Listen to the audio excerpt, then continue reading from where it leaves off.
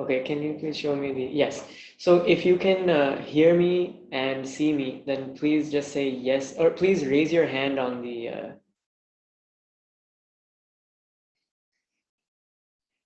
okay, great.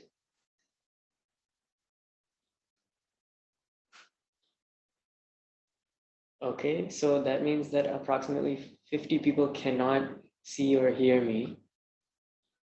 So, okay, please find the hand raising facility. I think it's at the bottom of your screen if you're joining us live.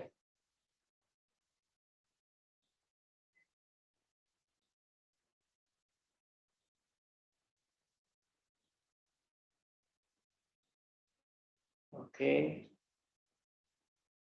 Oh, it's on top left corner. Okay. Okay, some more people are raising their hand. Good.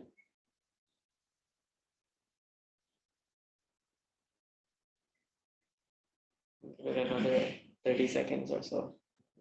Start. Okay.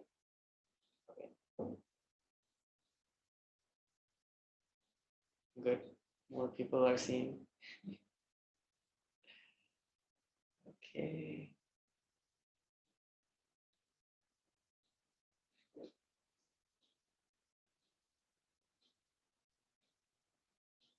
Okay. So I guess we'll start.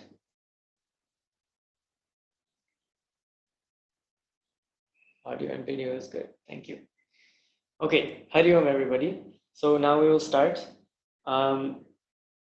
Before we begin, before we do any invocation, first I want to say thank you to a couple of people. One is a big thank you to Pujya Swami Advayananji, who is the resident Acharya of Chinmaya International Foundation, which is located in a village called Veliyanad in Kochi, Kerala. And this place is known as Adi Shankara Nilayam because it is the birth home of Adi Shankaracharya Bhagavan. And so our resident Acharya ji here is Swami Advayananji, who has kindly given us permission to run this webinar, this Sanskrit Vyakarana webinar. And I'd also like to thank Shanti Amma, who is Acharya Shanti Ram Mohanji, who and Ram Mohanji, who are in charge of the webinars here. And also thank you to Sumedha ji. If you've emailed the sanskrit.webinar@chinfo.org email address, which is our email address, then either I would respond or she would respond. She's the coordinator for this webinar. So thank you to her. And thank you to our IT team. And I'm saying this now just so that you know who all is behind all of this.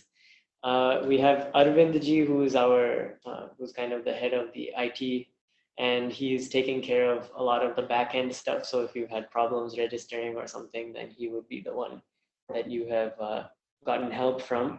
And then here in-house, we have also our IT team. So headed up by Ramesh ji, who and also assisted by Srijit ji, who are making sure that the webinar runs smoothly while we are doing this, because I'm sitting here just with my materials. So they're the ones who are making sure everything is working correctly. So thank you to them. And of course, thank you to all my teachers, all my gurus, from whom I gained all the knowledge that I have, and a combination of which, putting it all together, is what I'm now presenting to you for the next 20 classes or so. And more specifically, I'd like to thank Professor Pushpa Dikshit ji, who's my Sanskrit guru, who has taught me everything I know about Sanskrit. So, and it's her method that I'll be teaching here. It's called the Paushpi Prakriya. And then, of course, thank you to everybody who signed up. We have over 600 people who signed up. And so all of you, as I said in an email that I sent out yesterday with the instructions of how to join, all of you are part of a global network. We have people who are joining us from North America, from Europe, from all over Asia, from Australia, from South America. We're basically, I think the only continent we are missing is Antarctica. So we have lots of people joining us from everywhere. And so thank you to all of you who have shown interest in Sanskrit and who are being awakened to this most profound and beautiful language. So good morning, everybody. And if you're joining us from around the world, then good afternoon, good evening, wherever you are. Now, in our tradition, before we begin anything, we say an invocation. So now if I could request Rameshji to please show us the invocation.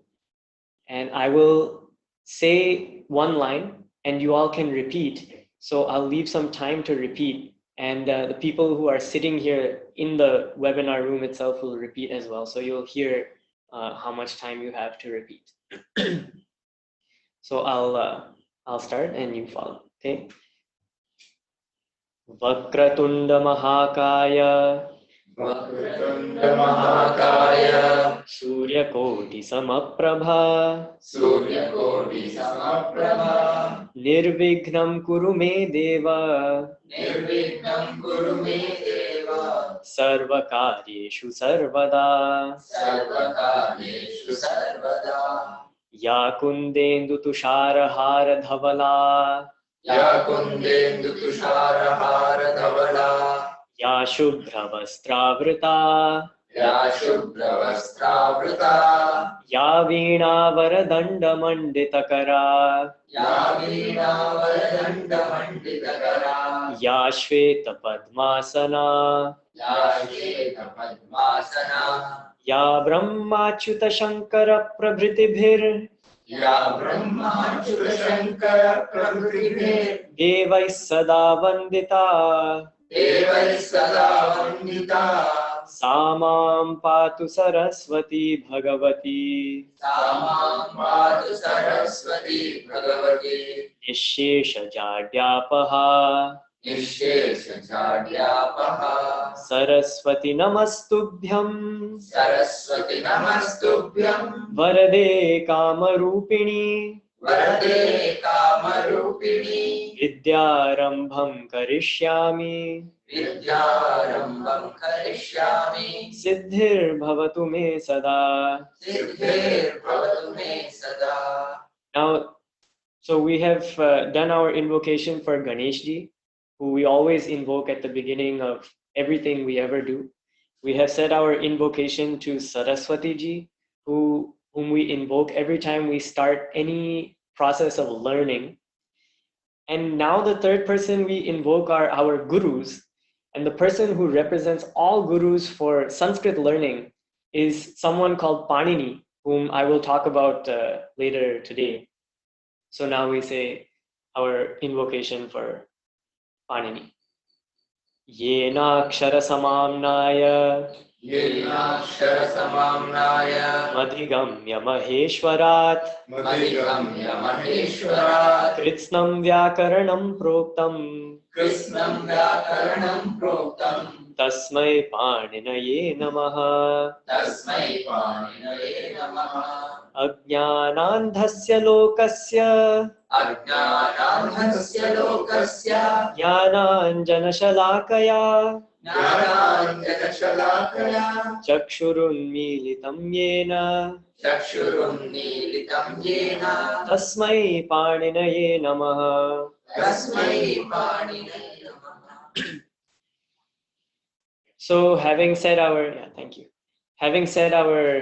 invocations to Lord Ganesha for making sure that this webinar runs smoothly and successfully, to Goddess Saraswati to make sure that we are all able to actually grasp what is being taught and to retain it, and finally to Panini Bhagwan, who is the founder in a sense of our Sanskrit learning parampara, which is the lineage of gurus and students. We can now begin the webinar. So I just want to tell you a couple of things first. There's going to be a Google Drive folder called Class Materials for the Sanskrit webinar, which I will share a link to with you all after the class. Sometime today I will share that link with you. And it will have folders for each week. So you'll see folders that say week 1, week 2, week 3, week 4, like that, all the way until week 20. And each week as we progress, I will keep uploading the material that you need for that week. So that includes the reading assignments, that includes any helpful materials, that includes our homework for the week, and it includes notes from the class as well. So each week you'll get some reading and some homework, etc. And when you do the homework, then the following week, I will also upload the answers to the previous week's homework. So each week, that's how it'll work. I give you the material for the upcoming week, including the homework, and the answers from the previous week, which means you'll have all of the material with you every week. So you don't need to worry. I'll provide everything that you need. Right now, in this week, what I will provide is material to help those of you who are unable to read Devanagari yet, or who read very slowly. So material to help you learn how to read and to help you gain some speed while reading in case you read very slowly. And I'll also be giving you some charts and pictures and things which I'll share with you in the class today. In addition to that, we'll have the notes from the class, and we'll also have some homework for next week. And as for the recording of this class, the recording will be available to you as a link if you have either attended the class or if you have requested a relay or for the video to be sent to you separately on the chinfo.org website. So under My Satsangs, you'll see something called Sanskrit Webinar. So you click on Sanskrit Webinar, and then in that, every week you'll see the link, which appears as a banner on the top of your screen. And that is for the webinar. So when it's time for you to join, then that link appears at the top. And you'll also have the options to request an absence, to see some announcements, notifications. So that announcements panel is where I will be posting the link for the Google Drive folder so that you can have all the materials with you. And I won't be sending many more emails, I think, because email is it's a bulky way of sending information to everybody. And we found that because we had so many participants in the webinar, we ran out of emails. I had never seen that before, but it said that you have exceeded your email limit. So you have a total of 500 people you can email. And so once we reached that limit, suddenly we weren't able to send emails to everybody else. So I had to start sending emails from my personal email address. So instead, what I'll be doing is I'll post all the links to the relevant stuff on the announcements panel, or on the announcements tab in the Sanskrit webinar area in the dashboard for the Sanskrit webinar. So since all of those of you who have joined, obviously you have registered for the course. So if you registered, that means you have access to that Sanskrit webinar dashboard. So that means that you can access all the stuff. And of course, this video will be sent to you as a link. I think that's an auto email. We'll confirm that and get back to you. So first, I'd like to tell you a little bit about me. You may be wondering, who is this guy wearing a yellow shirt who's just sitting there with these weird glasses looking at me and teaching. So I'll introduce myself a little bit. Then I would like to introduce the subject of Sanskrit itself. And after that, we'll get into the actual material. So my name is Varun Khanna. Oh, and by the way, in terms of questions and answers, each week we'll have some time at the end of the webinar. So I plan to go from 9 o'clock to about 9:50 every week. And from 9:50 to 10, we'll have 10 minutes of Q&A for the most relevant questions that I find need to be answered immediately through the webinar. And in case you are not able to ask your question, or you are not able to get your answer, then you can always ask further questions on our discussion group, which is another tab on the left side. When you sign into your chinfo.org webinar account, then on the left side, you'll see one tab called Discussion Forum. So you click Discussion Forum, and then after you click Discussion Forum, you will be led to another portal where you sign in for the discussion forum. It's a separate sign in. It has its own ID and password. So you sign in for that discussion forum, and there you can post your questions, and you can even answer other people's questions. And every day or every 2 days, I will also go through that to make sure that questions are being answered. And if they're not, then I'll take care of the, again, most relevant questions. And so you can feel free. That's a place where everybody can discuss whatever they want, however much they want.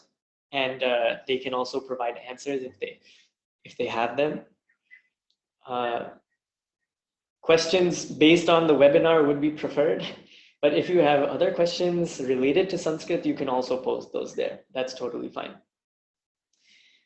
And so that's about the discussion forum, which is very important. And I think that's all the announcements. Sorry. Yeah. So now I'll start with my introduction. My name is Varun Khanna. I'm from Chicago. I was born in a place called Wichita in Kansas, but when I was a year old, I moved to Chicago. So I've only really known Chicago as my home. I grew up there. I went to university in St. Louis, at St. Louis University. I studied mathematics and neuroscience there, and I was pre-med, for those of you who understand what that means. And in my third year, I thought, okay, well, since all of my friends, everybody is going to be a doctor, I should do something different. I should try to do something special. So I decided to do a study abroad program where I came to India with the hope of studying Ayurveda, which is, as most of you will know, it's the ancient Indian natural medicine, herbal medicine that was practiced here. And it's a whole system of holistic health. And I thought that if I learn this, then I can augment my medical practice in the future. So I came to India hoping to learn Ayurveda.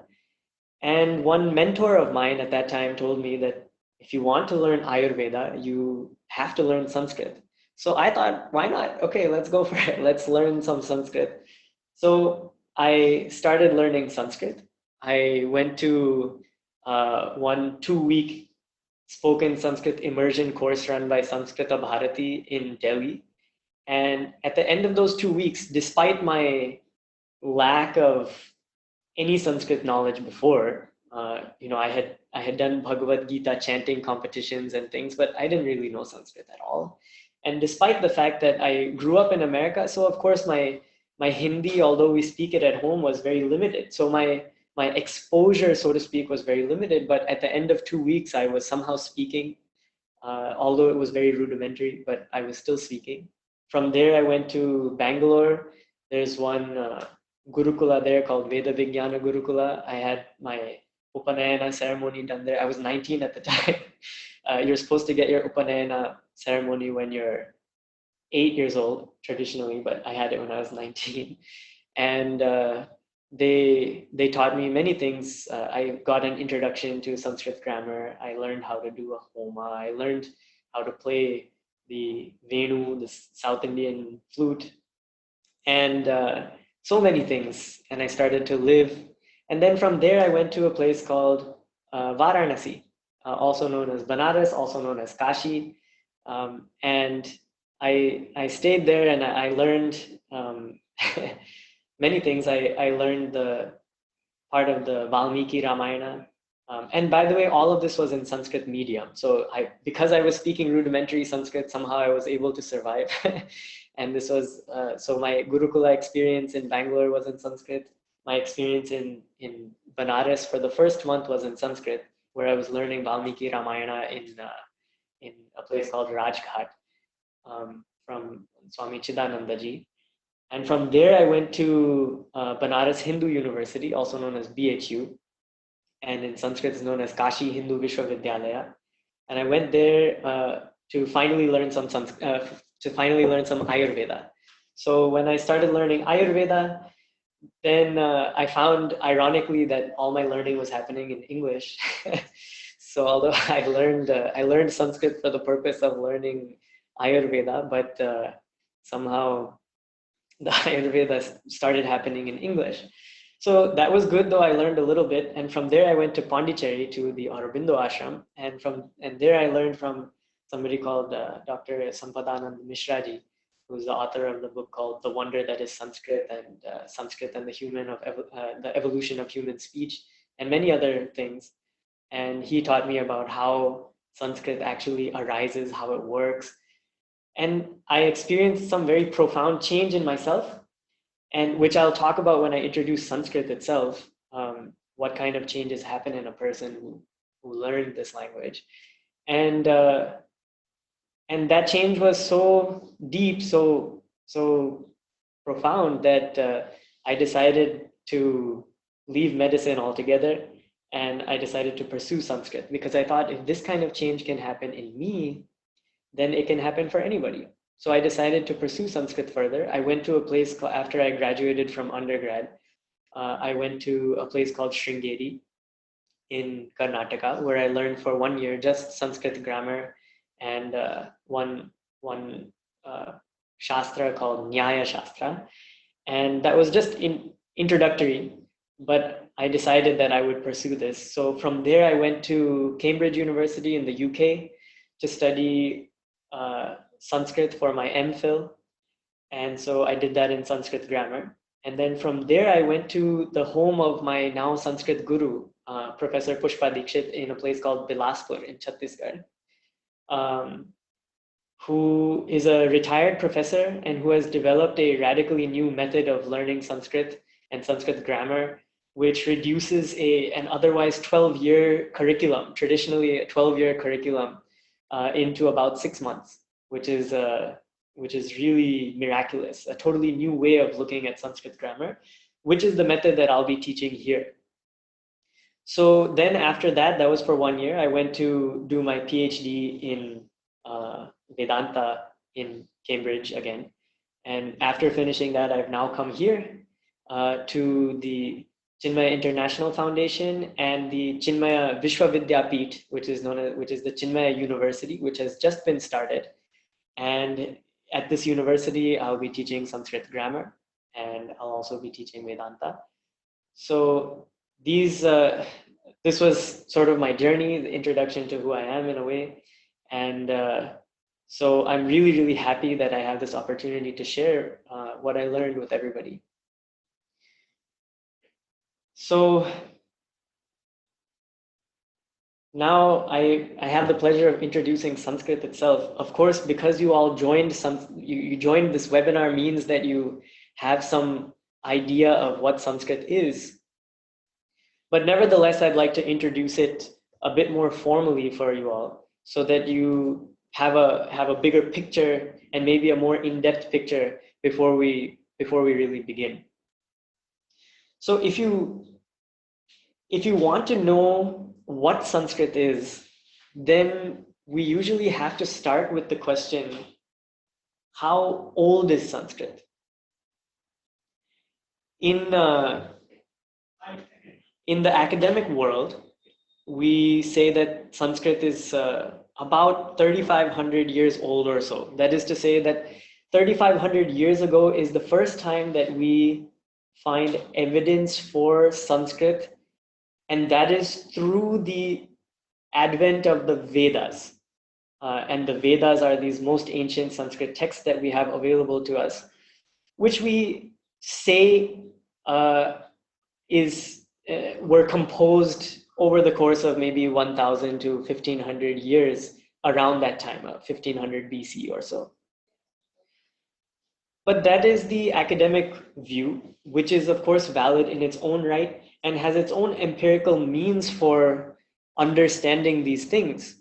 But what I would like to focus on through this course is the traditional view of Sanskrit. How does Sanskrit view itself? How do people who study Sanskrit view themselves? And what is Sanskrit to them? And I think that's a much more interesting and fruitful discussion, which I'll share with you now. So when we ask this question, how old is Sanskrit? According to tradition, Sanskrit is what is known as anadi. And anadi means without a beginning. And this word without a beginning is very interesting because this is a language. It's a language that humans speak. And we know that humans themselves have a beginning. So how can the language that is spoken by these people not have a beginning? It's a very valid question, a common question. And so to answer this question, we say that Sanskrit is anadi because the universe itself is anadi, according to our philosophy. And the universe is it is just one big set of vibrations. And in order to explain that, I have to tell you a little bit about the people who came up with this language or who discovered this language. So the people who lived once upon a time in the lush valleys of the Himalayas needed nothing. All their basic needs were taken care of. They lived in a safe environment, protected by the Himalayas. They lived in a lush environment. They were not they didn't have a dearth of food, and they were protected by the forests that they lived in. And these people, needing nothing, started asking the question, why are we here? What are we doing here? What are we here for? They weren't just satisfied living comfortably, peacefully, happily. That wasn't enough for them. So they started to ask this question of why? What are we doing here? What is our purpose finally? Why is it that despite the fact that we are happy, we are peaceful, nothing's really wrong, we still don't feel totally satisfied? So asking this question, they used the only tool that they knew, the only tool that was available to them for their inquiry, which was their mind, and started to introspect. They started to ask themselves, their inner voices, why is it that we are here? What is it that we're doing here? And in their seat of deep meditation, they discovered that the universe is made up of vibrations. So when you see this computer in front of you, or the screen that's there in front of you, or your desk, then although it appears like a desk, they discovered, actually, it's just a bunch of vibrations which have been put together that appear like a desk to us. It appears like a desk to my senses, which are just one particular window into the world. And so for me, they appear like solid objects, but in reality, they're nothing but vibrations. Which means that every experience that you can have in the world is actually nothing but a vibration. And that vibration is a sound. And upon hearing these sounds which are present in all of the vibrations that are there in the universe, the rishis took those sounds and they made them into the roots of what we now call as Sanskrit. So when we speak in Sanskrit, then we recreate these same vibrations that the rishis discovered. And I say this word rishis. A rishi means a seer, someone who sees, someone to whom the mantras in this Veda that I talked about earlier were revealed. And I'll talk about that in a second as well. So these rishis took the vibrations that they found in the universe, they took these sounds, and they made them into the roots of this language that they said we will now use, a language which when you speak it, then you recreate the same vibrations which are already present in the objects around you, the relationships around you, the emotions that are present in your mind, and you have as close to that experience as you can possibly have without actually necessarily having the object in front of you. So when I meditate upon a word, then that vibration pervades my mind, and my mind, which is also a vibration because it's also part of the universe, starts to resonate to the same frequency of that particular object, and I come to a particular experience. So for example, if you've ever been to a temple, and in these temples nowadays they blast their mantras on these very, very loud speakers. But if you come into contact with this chanting, then you experience some effect. And that effect is simply because of the vibrations which are being produced there. At the physical level, that's fine. It may feel like some sense of relaxation, some sense of peace, maybe some sense of anger, the fact that they are blasting the volume, but you experience some effect. But when you start to think in Sanskrit, when you start to actually speak in Sanskrit, then what happens is your mind starts to resonate to those frequencies, and you have an even more profound effect. So I'll give you some examples now that may help demonstrate what I'm talking about. My absolute favorite example, which I give everywhere in every talk I've ever given, probably, is this example of the word asandaha, which means chair. I give this example not because that's the only word I know or because it's like a really special word, but actually because it is so mundane. And even in such a mundane object, you're able to start seeing the magic of Sanskrit. That's why I give this example. So the word chair, when we say that in English, then it produces a picture in your mind of something with 4 legs, a seat, a back, and that's all. It's an agreement between all of us who speak English that this set of sounds, chair, starts with this cha sound, has an a in the middle, and it ends with this ra sound. This particular set of sounds will refer to that particular type of object. This is what we all have agreed. And because we are all part of this club who agrees about these conventions, we all get that similar picture in our minds when we say that word. In Sanskrit, the word for a chair is asandaha, which, because Sanskrit is a root-based language, because Sanskrit is so modular, these roots are like Lego bricks that you can put together to create new words. As if I am familiar with those original bricks, those roots, then when I hear a word, I immediately break it apart in my mind. I can immediately see each brick, and that gives me a different level of meaning altogether. So this word asandaha has 2 bricks that it's made of. Brick number 1 is asanam, and the word asana means posture. And brick number 2 is daha.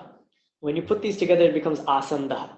Brick number 2, daha, means one who gives, dadati iti daha. The one who gives or protects your posture is known as asandaha.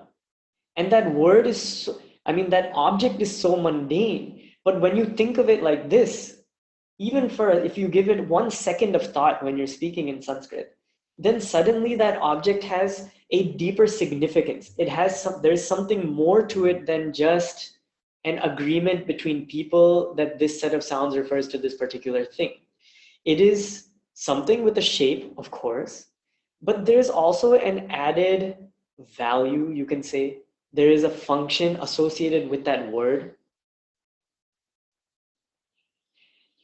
And when you are immersed in a world where you're surrounded by knowledge of value, the knowledge of the function and the value of things around you, then your mind gets deeply changed. It restructures itself.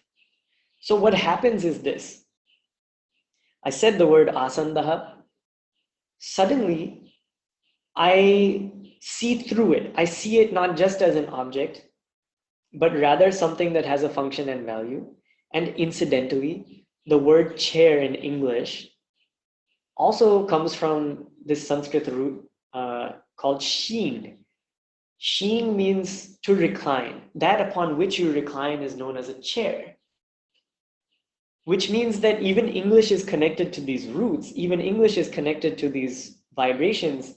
But I have found that because Sanskrit is so directly connected with these roots, because those roots are actually exposed when you speak in Sanskrit, that you come to this profound effect, this profound change of your mind more readily, quicker, and more deep. It's a deeper sort of change. So I'll give you a couple more examples that make the point clear, and then I'll talk about exactly what's going on, what's happening. The fact that language is actually everything. So another example I like giving is this example of a plant, padapaha. The reason I give this example is because it's slightly less mundane than a chair, but not quite as complex as a human or a complex emotion. The word for a plant in Sanskrit is padapaha. And padapaha comes from two bricks again. The first one is pada, which means foot. And the second one is paha, pibati iti paha, one who drinks. So the one who drinks from its feet is known as padapaha. Suddenly that word again has so much more meaning. That word itself contains some meaning beyond just a reference to the shape of a particular object, beyond just a reference to a category. There is something within the word, contained within the word itself, that means something deeper than just a picture. And that is the magic of Sanskrit. When you are surrounded by these words, when you have Sanskrit in your mind and it's through that lens that you see the world, then you cannot help but act according to the knowledge which is embedded in the language of Sanskrit. You cannot help but act according to the knowledge of the value of the things around you. So you start to act differently. I call it acting more harmoniously, but you may call it something else as you learn Sanskrit and as you start to behave differently, as you start witnessing the changes that happen within you. And so I call it behaving more harmoniously or more graciously or more gratefully as you go around your world. And that acting according to the knowledge of the value of things around you is what is known as Sanskriti. We have this word called Sanskriti in our culture, which is loosely translated as culture or values. But what it means, and the reason why the word Sanskriti is so closely related to the word Sanskrit, is that mode of action which naturally arises based upon my knowledge of the value of things around me, based upon my knowledge of Sanskrit. So it's a natural way of behaving that arises within a culture that speaks Sanskrit. And it was in this culture, or it was to this culture, you can say, that the Vedas were revealed. It was in this culture that such magnificent treatises on law, politics, on medicine, on philosophy, on the self, on inquiry into just about any subject you can think of have taken place. And so this language allows you to think in a totally different way. So to explain it in a different way again, my thoughts are like a flow, they're like a river. And those thoughts are trying to escape me when I communicate with somebody else. So when those thoughts are trying to escape me, they escape in the form of language. They escape in the form of words. So you can think about your own life as you go about your day. There is only a limited way that you have of communicating with everybody else. Okay, you can go around making sounds, or and push people here and there, point. But to a large extent, really the best and the most efficient way of communicating between individuals is through language. And so my ideas are like this flow that are trying to escape my mind, and they escape in the form of vach or speech, in the form of words. And so my word bank and my language bank are the barriers between my thoughts and my listener. So when the person listening is trying to hear what I have to say, they only understand based upon the language. They don't have access to my mind. And so the language that you speak becomes not only the framework through which you experience the world, but also the framework through which or with which you express yourself to the world. And so as my thoughts are flowing outside of me, depending on my language, depending upon the rigidity or the fluidity of my language, I'm able to express myself in a particular way, which is why different cultures, which are pervaded by different languages, are different. That's why when I speak in German or Spanish or English or French or Hindi or Gujarati or Sanskrit, they all have a different feel to them. They all have a different flow because the thoughts which are trying to be expressed may be similar, but the barrier between those thoughts and the world is that language that you speak. And depending on the flow of the language, the idioms of the language, the vocabulary of the language, we express ourselves in different ways. So English is also a very glorious, a very beautiful language. It has the ability to adapt so much. It can bring in so many words from different languages when I don't have a word to say what I want to say. But at the same time, it has its own limitations as well. When I'm limited to my vocabulary, I can only combine words to a certain extent to make new words.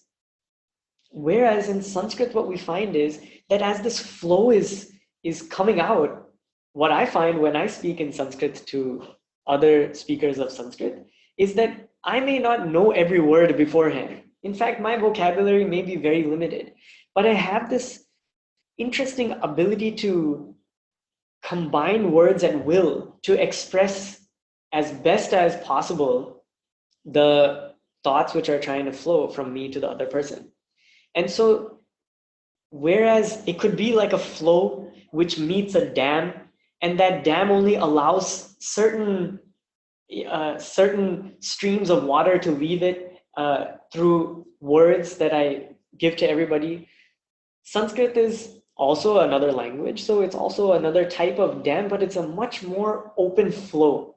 It's a dam which, when it reaches, the dam itself changes so that the water can flow as best as possible to reach the other person. So Sanskrit then gives rise to a particular culture which we call as Sanskriti.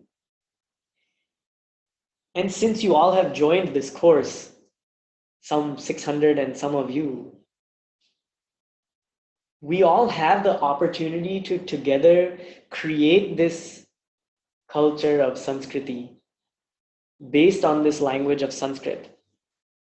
And it depends upon us to put in our effort to actually put in our life to actually learn the language and to make it that vehicle of this great culture. So that's the introduction to Sanskrit. That was my experience as I started to learn. And that's what changed me so profoundly and almost pushed me into this world of Sanskrit and made me go for it.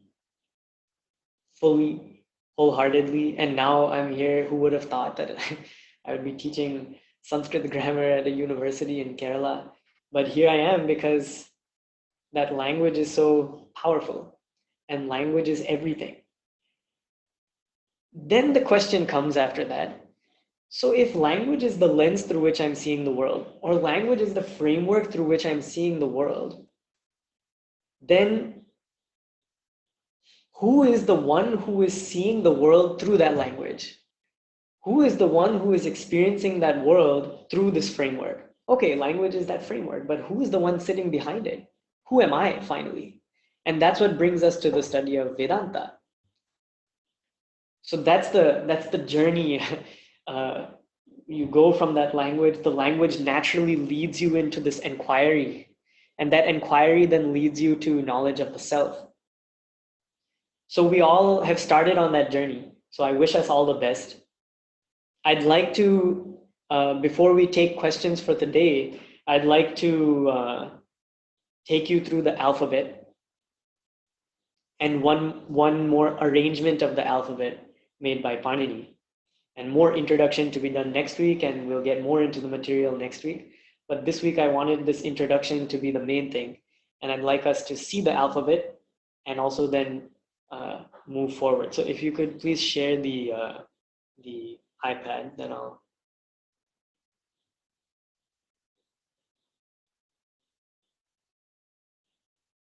Okay. So now this alphabet should be visible in front of you all. If it's visible, can you please raise your hand?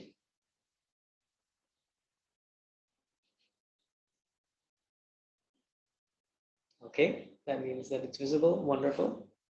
Okay, can we please lower all the hands? People are still raising their hands. Okay, good. Thank you very much. Okay, you can all lower your hands now. So the Sanskrit alphabet, as can be expected from people with such depth, the people who created this alphabet also created the alphabet itself in such a systematic way.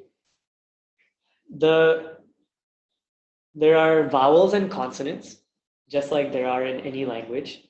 The vowels are what are known as swara.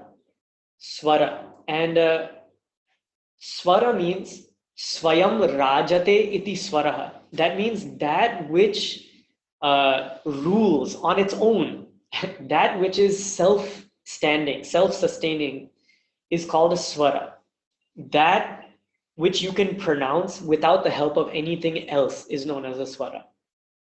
So at the top we have the vowels. So let's quickly go through those once. I'll say the vowel and then you can repeat. They're pronounced a, I, I, U, U, R, L,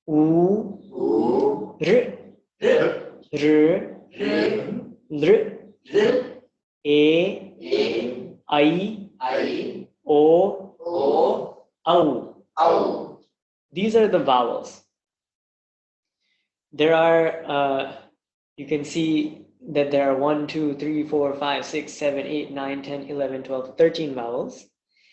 And we've got 2 letters underneath those vowels, which are not actually independent letters. They're not independent vowels or anything like that, but they do have their own pronunciation, so to speak. So the one on the left is known as the anuswara, and it's just a dot that appears on the top of the line after one of these vowels.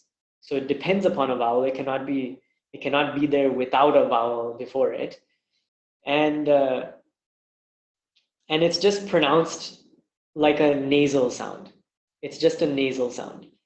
So that it can take the form of like a M sound, ma. It can take the form of na. It can take the form of na, nya, na, like that. So it's just an anuswara. And the one next to it is known as the visarga. And the word visarga means simply release. So it's a release of the breath. So at the end of a word or in the middle of the word, sometimes you find this visarga following a particular vowel.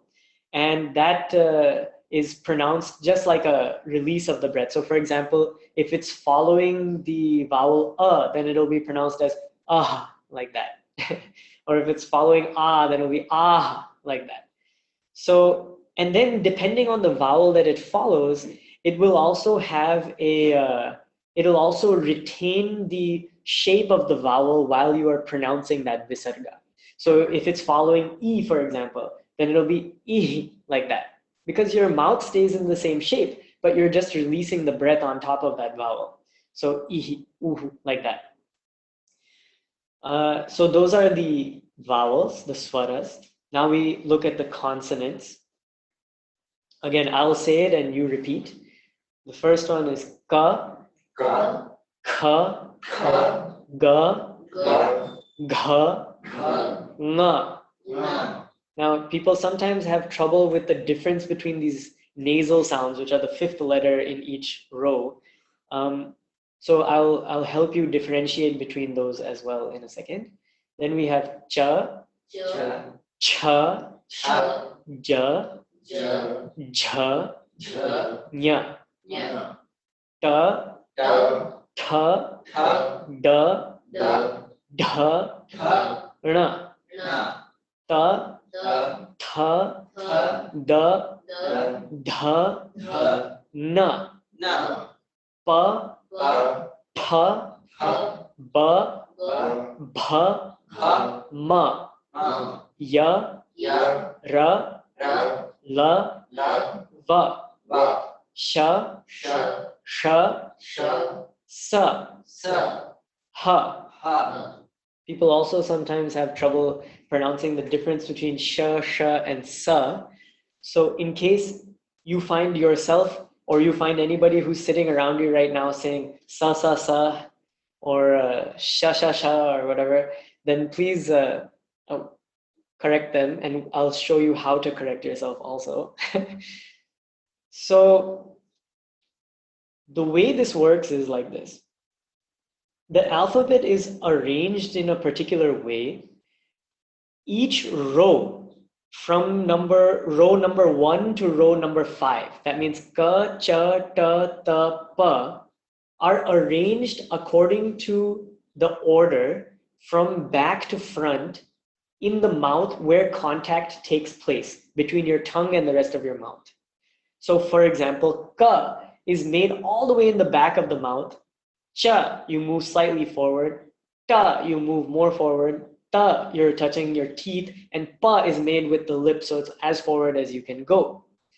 And then the columns from column number 1 to 5 are arranged like this. You have a soft sound, or by soft I mean a non-aspirated sound where you don't use any breath. So you say ka like this without any breath. And so the way to make sure you're pronouncing it correctly is like this. If all of you who are tuning in right now, put your hand up in front of your mouth and put it maybe 3 inches away from your mouth. And you say the letter ka, that first letter, top left corner there. So say ka. Ka. If you feel breath here, then you're not saying it correctly. Ka, which is a non-aspirated sound, which means there should be no release of the breath. It should be pronounced without anything being felt on your hand. But when we move to the next one, ka, say Ka. ka, Ka. then you should feel the breath on your hand. That's how you know that you are pronouncing it correctly. So if you're saying ka for ka and ka, then you know it's not going right. Or if you're saying ka, but it's not coming out, the breath is not coming out, then you know that it's wrong. And so this trick will help you to understand where you're going wrong and help you to also hopefully pronounce it correctly later. I'll go into more detail at the beginning of the next class. Then we have the next one, ga. Ga. Again, you should feel no breath. This is known as non-aspirated, a soft sound. Ga. Ga. And then the next one, gha. Ga. You should feel the breath there. And finally, nga. Na. This one is a nasal sound. Now, the way in which you pronounce these nasal sounds is like this. Here's the trick. In case you're wondering, how can I convince my friends how to pronounce this correctly? Well, the trick is like this. You say the third letter there. Ga, ja, da, da, ba. You say the letter ga, and then you open your nose while you're saying ga. So that I'm going to say ga, but now when I open my nose and say ga, then it is pronounced nga.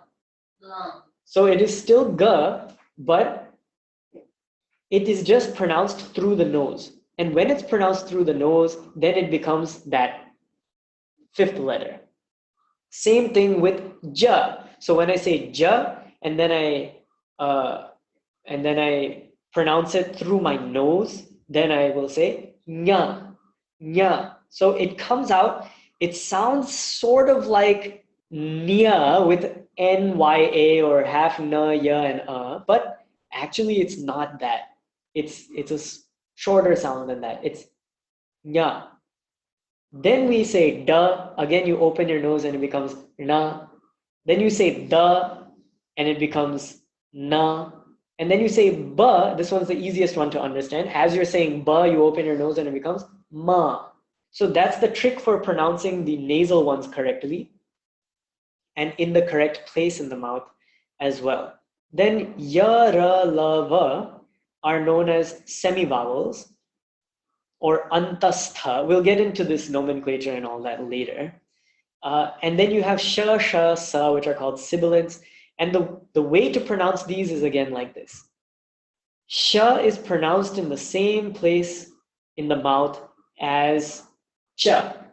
So you say cha, you feel where in the mouth that is being pronounced, and you say sa on top of that cha. So it becomes sha, sha. That's how you pronounce sha. Then the next one is the same thing as ta. And you say sa on top of ta and it becomes sha. Then you say sa, the third one is sa, which is pronounced in the same place in the mouth as ta. So again, you say ta, but you say sa on top of that and it becomes sa, finally. So that is, and then ha is just again another release of the breath, but this is a full letter. You'll notice that these letters cannot be pronounced on their own. They all have that at the end of it. They require that vowel in order to be pronounced. They are known as vyanjana, vyanjana. So that's all I'll share right now. I'll answer a couple questions before we end. So Ramesh, if you can show me the Q&A and also the chat. Let's go with Q&A first, and then, okay, if you can just go all the way down. Okay, so, all right, fine. First question is, how much time will you expect to be able to follow and do homework? I don't expect you to do more than, say, 20 minutes of work in a day. You really don't need to do more than that. But if you do 20 minutes in a day, then you'll be able to follow very well, which means a total of maybe something like 2 hours in a week of work, which is hopefully not too much for any of you. Next question, won't the other languages too create such vibrations that are close to the vibrations of an object just like Sanskrit? Yes, that's exactly correct. And it's true. So even in English, we find that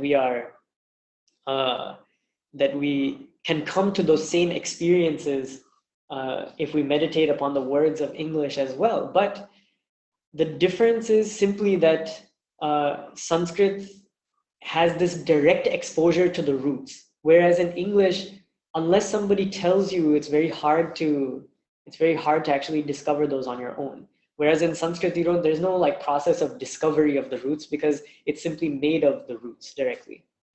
Next one, question on Anuswara. Is it to be read as Sanskrit or Samskrit? Okay, this is a wonderful question. The Anuswara, which is that dot on top that I mentioned, when it is followed by any consonant, then that dot takes the shape of the following consonant, but in a nasal way. So for example, you have sa, and on top of that sa, you have that dot for the Anuswara, and then skrit, so it's Sanskrit. Now that Anuswara will take on the same shape of the mouth as the sa that follows it, and therefore sa is pronounced in the same place as ta, ta, tha, da, dha, na. So it is very close to the sound of na actually. So it'll be Sanskrit, Sanskrit. But there is some debate about this also. So the debate says that, well, it's an anuswara can optionally be pronounced as a ma as well. So you find also many people will pronounce it as Sanskrit, which is equally valid. Both are okay. The beauty of Sanskrit is that we find many times there's a big debate and people are like, this is right and that is right. But in reality, both will be correct. So this is one of those cases. Okay, next one. Okay, can you, uh, what is the etymology of Vyanjan, just like you explained Swara? Okay, all this I'll explain in in the in email format. I think we're out of time right now. Maybe I'll take one more question if okay, fine, okay, yeah, pronunciation is very important. Um, I'm not able to pronounce the last column of letters despite opening the nostrils. Is there some way of getting the sounds correctly? This one will take practice. If you haven't done it before and if you weren't able to do it before, then just being shown it once won't be enough to do it. The way I start, another trick is to start with the last row. So you start with the ba, and you can feel how when you say the letter ma, which everybody is able to pronounce, nobody has a problem pronouncing the letter ma. When you say the letter ma, feel yourself saying the letter ba. Feel it. When I say ma, I can feel that it's the same movement as ba. Similarly, you go back to ba or you go back to ga or ja or da, and you do the same process that you did internally with those letters. So I go to say da, for example. I remember how it felt to say ma and ba at the same time with my nose open. Similarly, I'm going to try saying da with my nose open. And it's not just the nostrils, but it's internally you have to open it. Like you're talking like this is the way I give the example. So everything that comes out from your nose. Similarly, you say da like that. So you get da or na, and it becomes na, the right sound. So I hope that helps. Okay, if there is something that I haven't answered yet, I see one question, I'll just answer that really quickly about the purchasing of books. You can still purchase the books, no problem. If you haven't purchased the books, don't be afraid, don't worry, because I will provide for you everything you need uh, online in PDF format anyway, or in JPEG format. So no need to worry about that. Okay, so questions that I haven't been able to answer right now, please feel free to put it up on the discussion forum, which I told you about at the beginning of the class, which is one of those left tabs once you sign into the webinar. And then we'll take it from there. So other people can answer if they heard the answer, or I can answer if it hasn't yet been answered. So I hope this sounds inspiring enough, interesting enough. We will take it from here next time, and we'll get into some deeper material. I just wanted to start from the absolute beginning for you all. So, okay, we'll close with one Shanti mantra, with one prayer, and then we'll end it. Om Purnamadah Purnamidam Purnat Purnamudachyate Purnasya Purnamadaya Purnameva Vashishyate. Om Shanti Shanti Shanti. Harihi Om Shri Gurubhyo Namaha. Harihi Om. Thank you all.